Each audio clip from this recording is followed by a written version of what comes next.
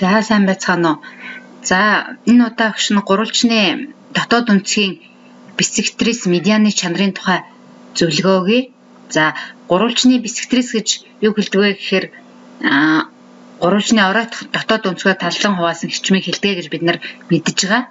Одоо тэгвэл гурвалжны энэ бисектрисийн чанар гэж юу хэлэх вэ гэхээр гурвалжны дотоод үндэсгийн бисектрис нь бол буусан талаа бол хажуу талуудад пропорционал хэрчмүүдэд хуваадаг.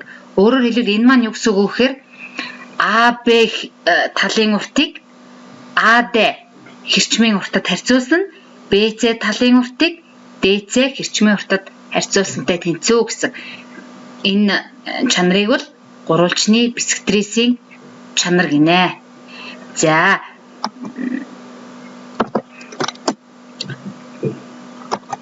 гурвалжны медиан гэж юу хэлдэг вэ гэхээр сануулгаадах. Гурвалжны медиан гэж бол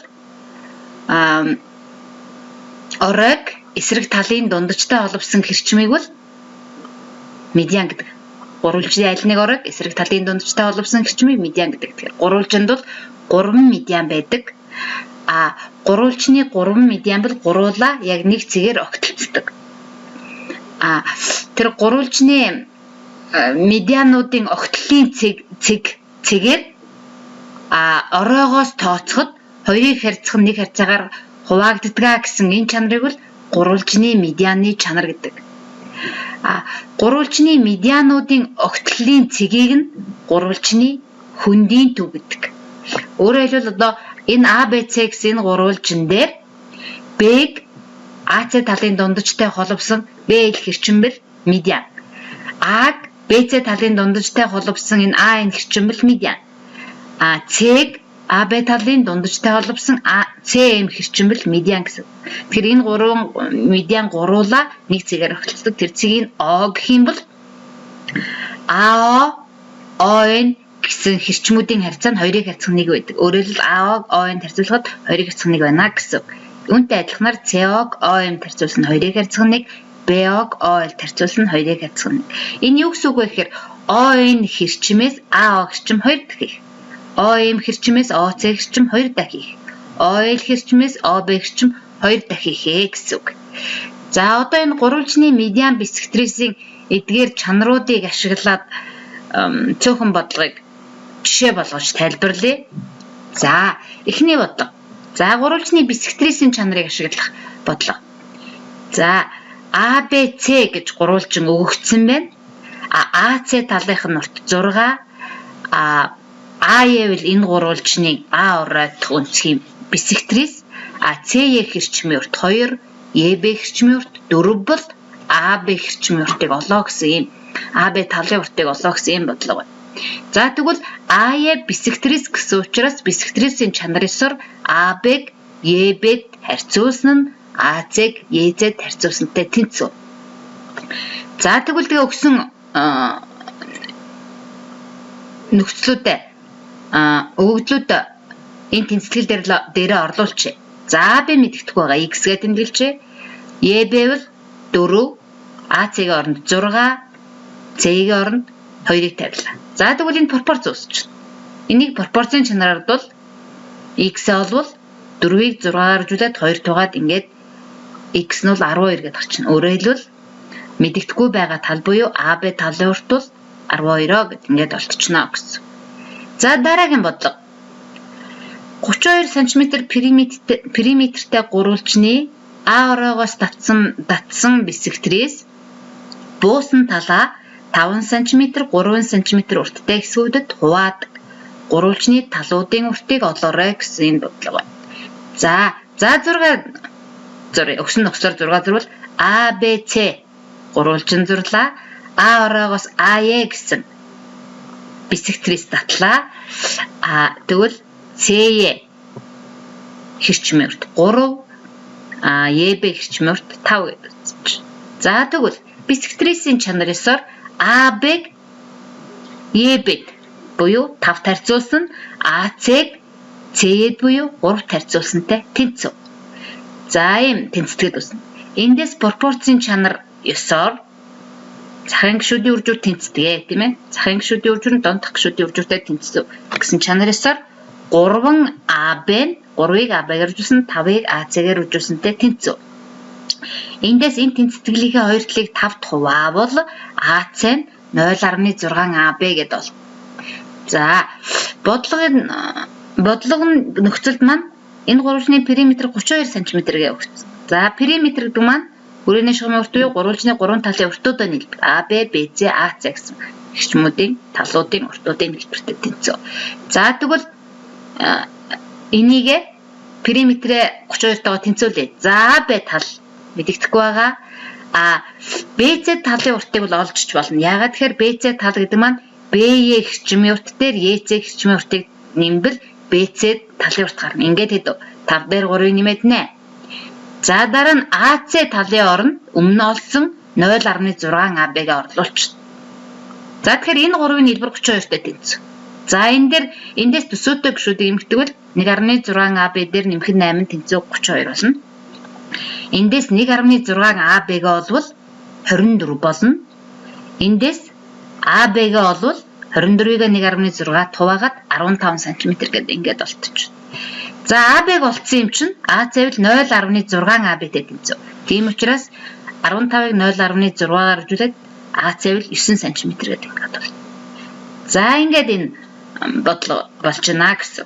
За, дараагийн тохиолдолд медианы чанарыг ашиглах бас нэг хоёр бодлого жишээ олгож авъя. За, эхний бодлого. Адил хажууд гурвалжны хажууд талд татсан медиан нь түүний периметрийг 21 см, 13 см хэсгүүдэд хуваажээ. Гурвалжны талуудын уртыг олоорой гэсэн ийм бодлого байна. За, өгсөн нөхцөлөөр зураг зарвал ABC адил хажууд гурвалжин. Энд бол AC, BC талуудын урт тэнцв. AM гэсэн медиан татъя. За, тэгвэл бодлогын өгсөн нөхцөл ёсоор AC дээр CM-ийг нэмсэн 21-тэй тэнцв. AB дээр BM-ийг нэмсэн 13-тай тэнцв гэсэн үг. За, тэгэхэд CM, BM хоёр бол нөгөө AM медиан учраас хоорондоо тэнцв. За, гэтэл CM дээр MB-г нэмснүүл BC-тэй тэнцв. Гэтэл адил хажууд гурвалжин гэсэн учраас BC чинь AC-тэй тэнцв шүү дээ. Тийм учраас CM дээр MB-г нэмсэн нь AC-тэй тэнцв гэсэн. За, одоо дараагийн тохиолдол. Одоо эндээс үл юу гэж харах вэ гэхээр CM, MB хоёр нэгэнд хоорондоо тэнцв юм чинь 2CM нь AC-тэй тэнцв гэсэн бол. За, тэгтэл хамгийн ихэнд AC дээр CM-ийг нэмсэн 21-тэй тэнцв гэдээ бид нар тэнцдэг бичсэн байгаа шүү дээ. Тэр тэнцлийн AC-гийн хооронд нөгөө 2CM-ээ орлуулвал 3CM нь 21-тэй тэнцв болно. Эндээс CM нь 7 см гээд олтно гэсэн. Өөрөөр хэлбэл CM, MB хоёрууд хоорондоо тэнцв 7 см гэдэг ингээд олдож байна гэсэн. За, одоо AB-г олъё. AB, BM хоёрын нийлбэр 13. Тэгвэл AB-г олохдоо 13-аас тэр BM-ийг буюу MB-г хасна тийм ээ. Ингээд 13-аас 7 хасаад 6 см гээд AB нь олдож байна гэсэн. За, одоо бид нэр AC-г олох хэрэгтэй. AC, BC хоёр хоорондоо тэнцв. Тэрүүл юутэй тэнцв? Өмнө олсон ёсоор 2CM-тэй тэнцв. CM-ийг 7 гэдэг олсон учраас 2-ыг 7-оор үржүүлээд ингээд AC нь 14 см гээд олдож байна гэсэн үг. За, дараагийн бодлого. За, ABC гурвалжны AK, BE, CF гэсэн медианууд зургаар өгөгдсөн байна. Медиануудыг татсан байна. За, тэгээ AD хэрчмийн урт 8, DE хэрчмийн урт 3, CD хэрчмийн урт 9 гээд өгөгдсөн бол энэ гурван медианы уртыг олоо гэсэн юм бодлоо. Тэгэхээр медианы чанар ёсоор гурвалжны 3 медиан бол нэг цэгт огтлцох бөгөөд ороогоос тооцоход огтлын цэгээрээ 2-ыг харьцах 1 харьцаагаар хуваагддаг. За, тэгвэл AK медианы хувьд AD-ыг DK-т харьцуулсан 2-ыг харьцах 1. За, пропорцийн чанар ёсоор захын гишүүдийн үржүн дундх гишүүдийн үржүүртэй тэнцүү ёсоор AD бол 2 DK-тай тэнцүү бол. Тэгтэл AD-г манай бодлогод 8 гэж өгсөн. Тэгвэл эндээс DK нь 4 гээд болно. За, DK 4 гээд болцсон юм чи одоо би AK медианаа олж болж байна. Яагаад гэвэл AK медиан бол AD, DK хоёрын нийлбэртэй тэнцүү. Тэгээд ингээд 8 дээр 4-ийг нэмээд 12 гэд олдож байна гэсэн. За, үүнтэй яг адилханаар БД, БЕ. Медианы хувьд БД, ДЕ хэрчмийн урт хоёрыг харьцах нь 1. Эндээс пропорцийн чанараасаа БД нь 2ДЕ-тэй тэнцүү. Тэгтэл ДЕ 3 гэж өгсөн учраас 2-ыг 3-аар жуулаад БД-гийн урт 6 гэд олдчихно. За эндээс тэгвэл юу? БЕ хэрчмийн урт бол БД, ДЕ 2-ын нийлбэртэй тэнцүү буюу 9 см гэд олдчихно. За дараа нь 3 дахь медиан буюу CF медианы хувьд за мөн медианыхаа чанарыг хүсвэл CD-г DF-т харьцуулсан 2-ыг харьцах нь 1.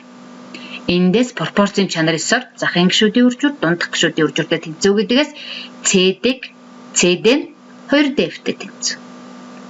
Гэтэл CD нь 9-ийг өгөгдсөн. Тэгвэл эндээс DF-ийг олж болчихно. 9-ийг 2 тавиад 4.5 см-ийг олдчихно.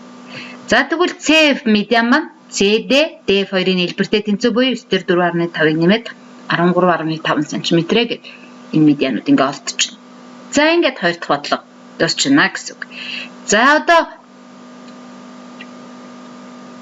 эдгээр энэ жишээ болгож тайлбарласан бодлогуудыг хараад номоо уншаад гэрийн даалгаварт 2016 оны сурагчийн 80 дугаар хуудасны номер 1-ээс 13 бодлогуудыг бодоорой. 16 оны сурагчгнууд нь өөртөө байгаа сурагчийнхээ гурвалжны медиан бисектрисийн чанар гэсэн сэдвийн бодлогуудыг бодоорой. За амжилт хүсье.